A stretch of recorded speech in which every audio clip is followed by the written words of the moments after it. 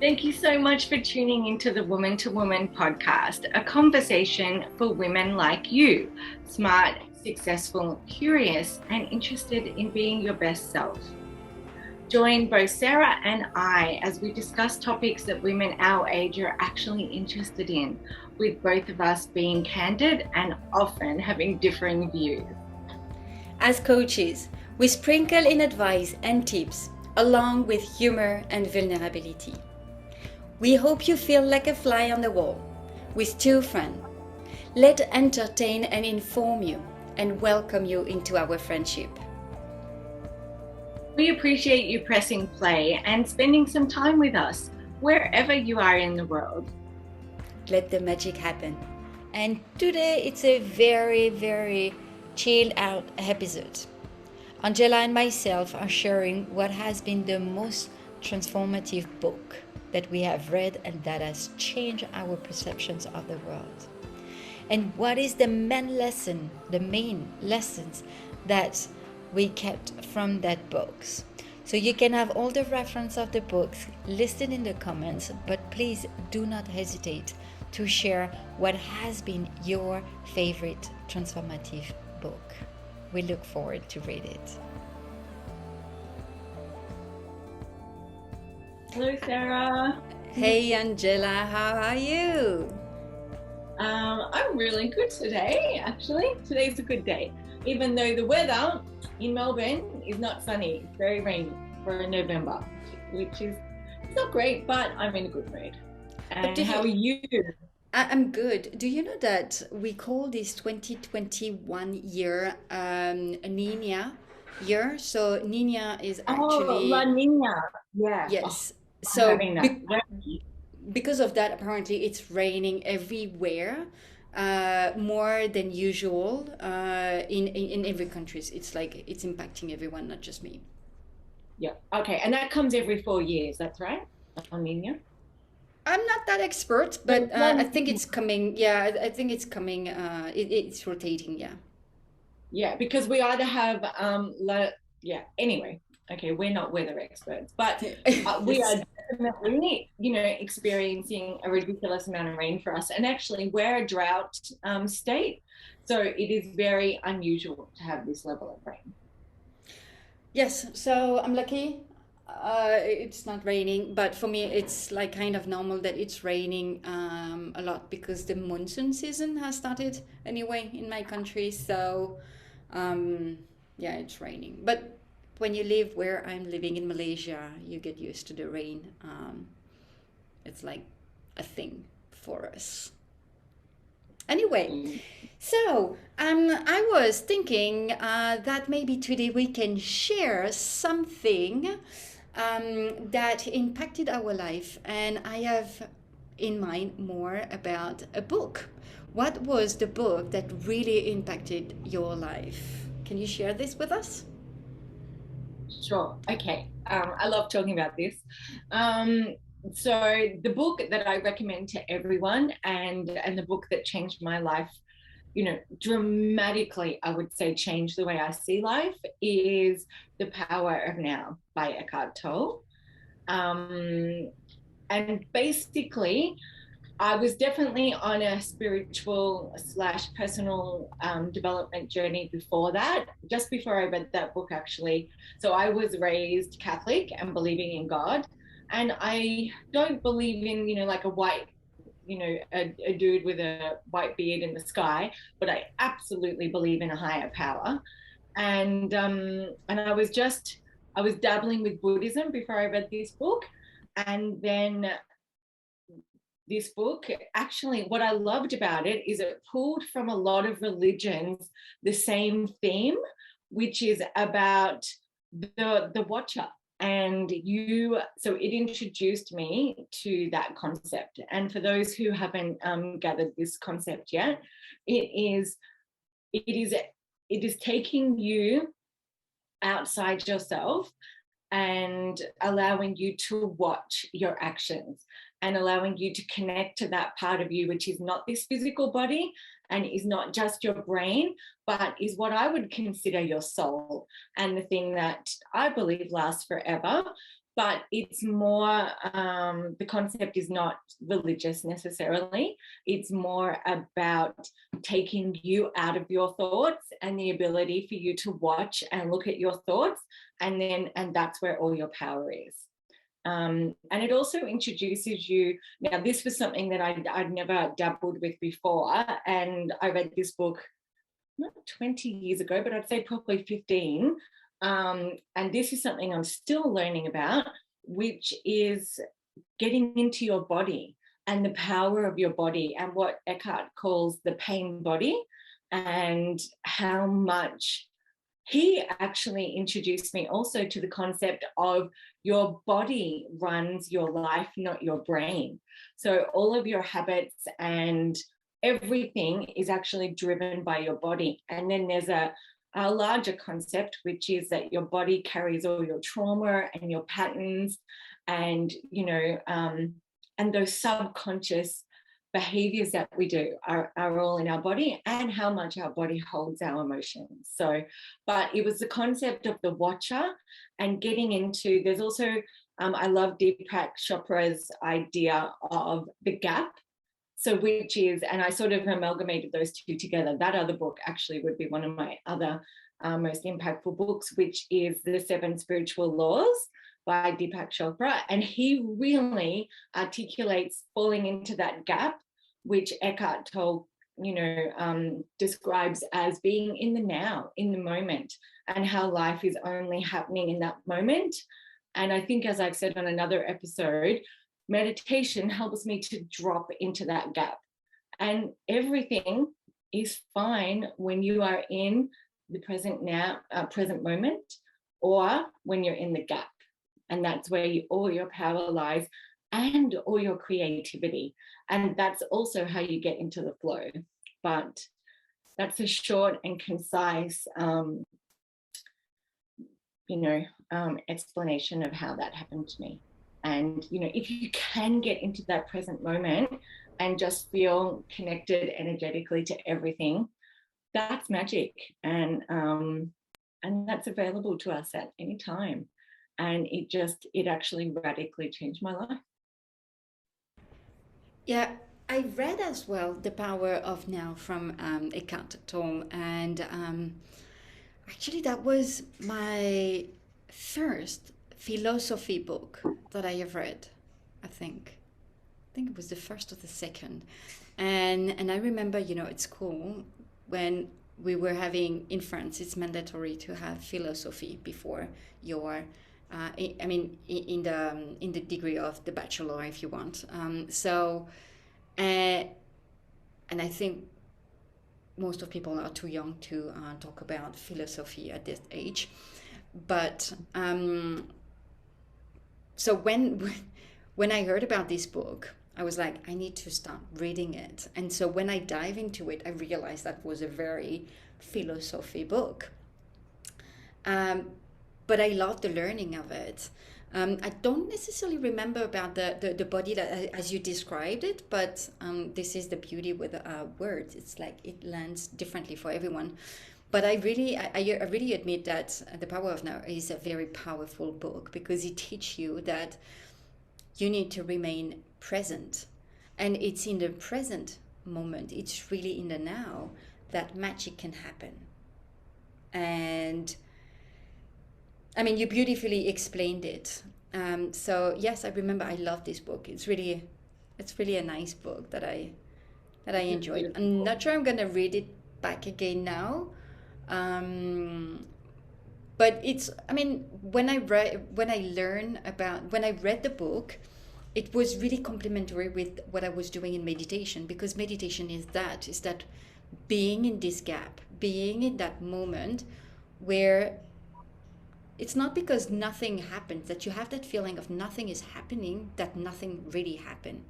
Actually, it's completely different, because this is where the magic happened. And you don't get the results on the instant, but you put out there your intention of while being in the present moment, and then you just receive it. You receive the outcome and the results in later when you take actions about your life, you know, and just doing your daily stuff that you have to do. But yes, I really enjoyed that book. Really, it was like kind of hard when I finished it. I was like, man, I'm proud. I finished it, because concept, when you start and you're not really into it, into this world of personal development, it can be a tough concept to digest, because there are some chapters that I remember like was, and I read it in English, which was a double effort for me. So maybe I should try to read it in French. It's not an easy book, but it's really powerful when you're really into the learning of it, of the power of now.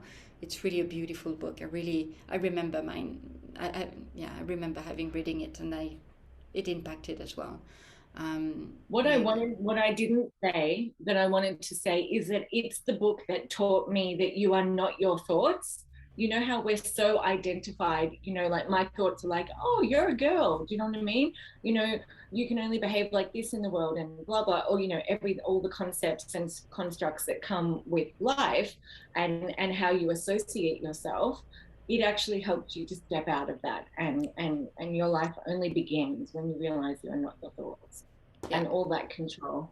And the other thing that you brought up that I wanted to say is that I think people are afraid of living in the present moment. I think they think it's vapid and like nothing is going on.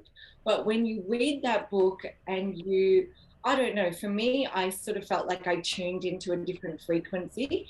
And what I wanted to actually say is the present moment is so full, you know, and you feel so like enveloped in love, and you can literally be doing nothing, and that present moment is so full. And once you actually grasp that concept, you never feel empty, you know, you never feel alone, and you actually, I don't know, like if this is like all woo woo, but I feel so connected and full and expansive. Honestly, it's you know, people just want to keep moving, or you know, have technology to fill themselves up, or food, or I'm scared, or whatever. But actually, just like legitimately sitting in the present moment is that's life. Yeah. When you mention about so the gap from Deepak Chopra, actually, there is another author that I read the book, which is it's another hard one, more emotionally than philosophically, but it's Viktor Frankl. And what did he say was, between the stimulus and the response, there is a space. And in that space, it's our power to choose our response. In our response lies our growth and our freedom. And the moment that this quote has been introduced to me, I was like, I get it. I understand exactly what it is. So the power of now is definitely teaching us this space. It's this space between the stimulus and your response. And so I really resonate with that. I love it. So as you said, as you meant, I mean, you seems to know Viktor Frankl as well, is it? Yeah, I do. But I just have a different take on that. Well, that book I love, by the way, because you know, I've lost everything, because he's the one who lost everything from, you know, the Holocaust and being in Auschwitz or what have you. And I can really relate to that, not in such hard terms, but sometimes only when you sort of lose everything and realize that you have yourself. I wouldn't wish that on my worst enemy. However, the power that comes from that is just like, you know, you feel quite unstoppable. That's why I love that book, because everyone's like, you know, what if I lost this? You know, I mean, I should have probably taken my own advice a bit more in lockdown, because actually, you know, when things are taken away, you know, there really is so much to mine within you. Yeah, that's beautiful. But what I was going to say actually is that I don't feel like that gap, that present moment, or you know, the space between the response and the stimulus, can be found without meditation in our world. I think it can be for children, but I think meditation leads you down the path of these thoughts. The present moment is different. That's why I loved that book. But those other two, they come from practicing taking control of your mind. Because otherwise, without that, you are living at the mercy of your mind and your body. Yeah, yeah. So just for our audience to know, we are talking about the book of Viktor Frankl, and the title is Men's Search for Meaning.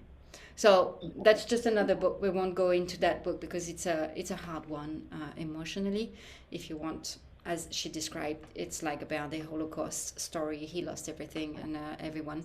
So it was just it's a hard book, but with a lot of learning. Love it as well.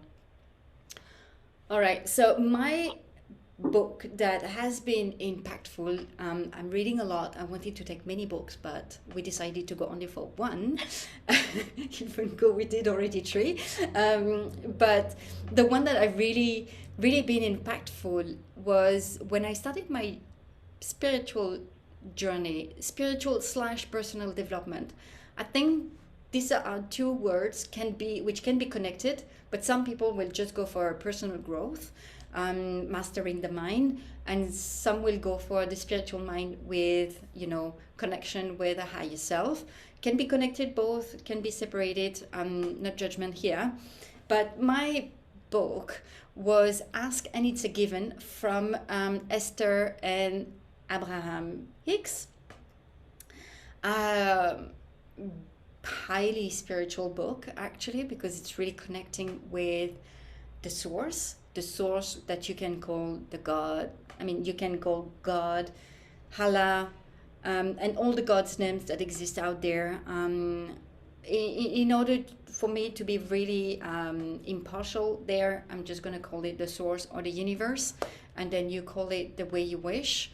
But I like this kind of stories, where people feel the connection, a strong connection with an external power, even though I have my own opinion about that, but we're going to use another episodes about to talk about this. But like this strange story where she just wanted to have a connection this way, and she kind of manifested it. So she started meditating, and then suddenly, she really was meditating long hours a day. And then suddenly she started having this voice in her head. And then at first it was not really audible. She could not really sense the words that were coming out from her. And so she was writing it because it was taking control of her body. And then she could start writing it. And then she get more friendly with that power. And so she started being connected to it with a very spiritual learning. So it's like a teaching about the law of the attraction or the law of manifestation. It depends on how you call it, which for me is very similar. I like the story and and how it explains that things are not always the way that they look. It's just your own interpretation. And so what I really liked about the book is that by the end, she's giving you all the learning and the teaching about manifesting. But what I like is, as a Virgo, I like the step-by-step process. I love it, by the way. And at the end of the book, half of the book is dedicated to, I think it's like more than 20 different processes of how you can manifest things in your life. You can use several exercises. You can use only one. You need to test it out, what works for you. But it's like giving you a different type of exercises you can practice on a daily basis on how you can manifest your dream life. If you think that you're stuck, and if you think that you can't manifest and it's only happening to others and not to you, then it's probably where your perceptions is getting how do you call it? Okay, I'm gonna just do it simple, but it's getting old, And so it's time for you to start refreshing those perceptions, changing the narrative of your story, and your events that happen in your life. So like this, you can start really implementing those exercises to start changing your life and your perceptions of the world. And this is how I like so much this book. I've read many other books, and by reading all these books, actually, I'm building my own opinion about stuff and what I have experienced. So this is very important as well, is that a book can guide you, but it will not necessarily give you all the answers that you need in your life. But the more that you read on the topic that you're really, really passionate about, the more you can create your own opinion on it, and your own learning and how you interpret events in your life. So yeah, this one is really impactful. Did you read it, Angela? I think I got it as an audio book, and I don't think I made it to the end. Yeah, it's a big book. I think it's like a thick book. It's a big book, yeah. And I just don't think it 100% resonated with me, because I was going to ask you which of the, because I definitely didn't make it as far as the different manifestation methods. So which one worked for you, or which one did you try out, or what are the ones that you remember from it, if any? Oh, yes. So the very, very common one are taught by not only by Abraham Hicks, but they are taught by everyone. And as you mentioned, Deepak Chopra, actually, it's also a teaching from Deepak Chopra, which is first the gratitude. And I know we plan to do another episodes on gratitude as well, because it's a huge topic in our life. But the gratitude exercise, the daily gratitude, is really something that it's working. Manifestation can really get out of it. And I'm going to talk more about how it changed my life and what I did manifested from being grateful for a lot of things every day. And the second one is that writing down, like journaling or writing down, your so journaling has many aspects in my life, but writing down your goals, it's like putting out there, your wish. It's a spell. It's exactly, thank you, that's the perfect word, because it's a spell. Writing it, and I truly believe, my belief on the journaling is that use a paper and a notebook. Don't type it. Some will take you the shortcut to type, and they're going to tell you, yeah, it works the same way. I feel it doesn't, because using your entire body, to feel while you are writing down. So it can be a passionate writing, or it can be a very relaxing writing. That really as well impacts your way of manifesting. So these two are definitely powerful and magical. And because we are talking about it, I think I'm going to go back to the chapter and read it back again to see if there is another exercise that I could implement. But these two are becoming my daily routine for sure. I'm doing this. Not writing my goals every day, but definitely journaling, putting out there my emotions, putting out there my wishes. It's something that I'm using a lot. I just wanted to say, how you said with the gratitude, there's a teaching from Catherine Zenkina, which is, it always comes to my mind when I think of the power of gratitude and the power of something else that no one talks about, which is something that I love to teach people and encourage them to do. And I did it with you, which is forgiveness.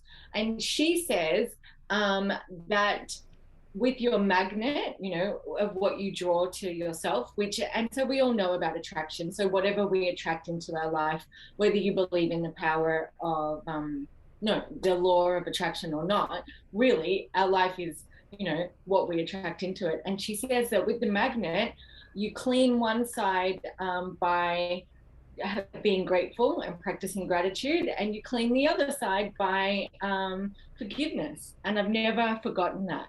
And so that's how you can clean up and have the best attractor possible by one side using forgiveness and the other side is gratitude. Isn't that a beautiful image? It is. It is. It is. I really like this picture. Thank you for sharing. Thanks. I love it. You're welcome.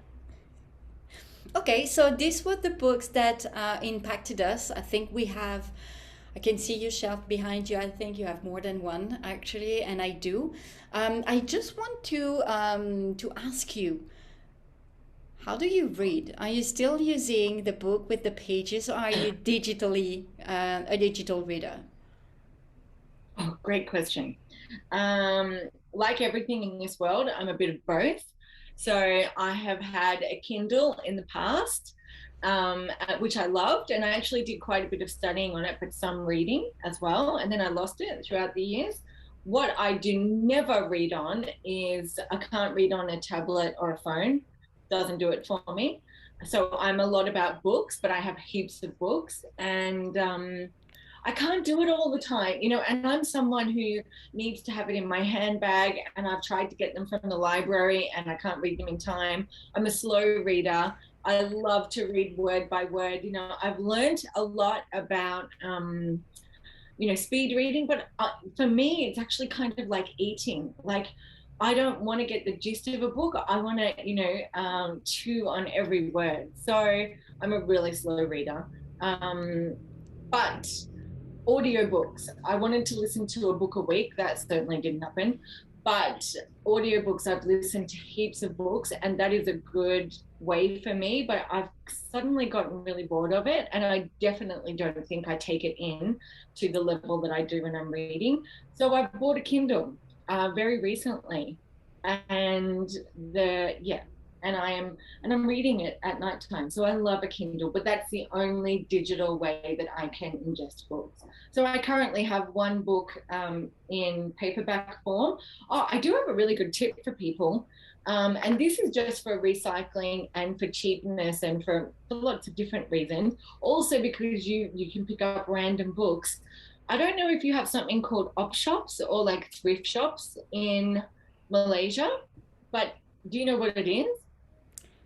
It's where you exchange books. Is it the kind of things? No? So it's not where you exchange books. So we have, I swear to God, in Melbourne, we have like so many, what we call a thrift store. So it's a store full of secondhand goods. And I love going to the book section because then I don't mind, taking them back and donating them if I've only paid a few dollars for them, because books are quite expensive. And as someone who has written a book, I definitely appreciate, you need to pay the author and you should invest in books. But from a recycling perspective, I mean, come on, you can't, as many books as I've read, you can't. So anyway, good tip, go to the thrift store or the secondhand store and you'll find interesting books you wouldn't anywhere else. So I certainly do that. And I'm currently reading, a paperback book that I got from an op shop, and I am reading a digital book at the same time. Okay. So I was, a few years ago, I was a paperback. Definitely, I would not give up the paper. I was just liking the smell, the touch. But when you live a life like mine, 3 young kids that take ages to go to bed, so thing is that I started reading digitally. So I like spending time in the bed with my kids, and I was there until they fall asleep. But my eldest take ages. So I started reading books on my phone using the app, so Kindle or others. And I started liking it because, it was like doing 2 things at the same time. Being with my kids with no sound because I'm reading my book. Still being with them until they fall asleep. I no longer do that, but that teach me exactly how to read and to appreciate a book digitally. So now I am completely 100% digital. I am doing, 100%. Last time I've been to the bookshop, and I always find books anyway. So I can read still on a paper, but I can't read it in the dark. And when I put my kids to bed, then I'm in the dark. So having my phone and then just having a background black, to minimize, the light. So it's brilliant. So I'm doing also audiobook. And I like the audiobook because I like when you can, speed up a little bit when the parts that you think that you've heard that like 1,000 times already. But when I really, really, really love a book, and it already happens 2 or 3 times, I'm going to buy the audiobook and then I'm going to buy the digital book. And then when I read it by listening to the book. And I felt that it sink even deeper when I do that. So I'm doing this not with every book, but when I really, really love the book, either I read it or I listen to it listen to this audiobook. Then once I learn it, once I love it, then I'm gonna buy both, so I can still relate to it, in a way that I really wish. I really love the secondhand books. So to my knowledge, we don't have a secondhand bookshop here. However, what do we have is that in the malls, because here life happens a lot in the malls, what they have created in some of them is a section where people can just drop their book when they couldn't sell it back, or so the recycling, they're going to drop it into this space. They have created very cozy space, with chairs, sofa, couch, and then you just pick your book and then you just read it. You can drop your book. You can take the book as well into your place. You can also drop it back. I mean, the meaning is not to steal the book, of course, but for book readers anyway, we would never do that, I think.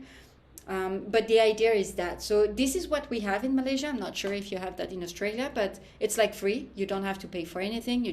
The shelf is here. It's well organized, and then you pick the book that you like, and then you just sit down, relax. You can bring your coffee if you wish, and you just enjoy. That's cute. Well, you know what we have here? So we don't have anything like that. I mean, so we have libraries, with couches and stuff where you can read books without borrowing it. But what we have, which is so quaint, is that people set up their own free libraries. So if they have a lot of books, or they set up a community library, so it kind of looks like a large letterbox, and as you're walking, you'll just be free library, take whatever book you want. And so they're much smaller, but they're actually popping up in a lot of places. So just as you're walking by, if there's something you're interested in, and there's all the way from baby books all the way, to adult proper philosophy or Bible or whatever's in there. And if you just walk by and you can, I actually got one. It's interesting. I just decided to take a fictional book that looked quite interesting to me, which I haven't read yet. And that's the only time I've used it. I haven't dropped off any books, but you don't have to take them back. It's just a free swapping library. Nice. And it's based on goodwill, like you said. So just doing the right thing. But it's very quaint. Nice. All right. So here was the tips and the sharing for the day. We really hope you enjoy these episodes. Bye. Bye. Thank you so much for joining us on today's episode. We hope you enjoyed it, and every time you listen, we truly appreciate it. And if you would like to follow me or learn more about my work or get in contact with me, please go to my website, which is angelajanecoaching.com. And if you want to know more about my work, you can go on sarahmeng.com.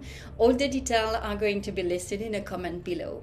You can also follow us on social media, Instagram or Facebook, where we are sharing our daily tips. Bye. Hope to see you soon.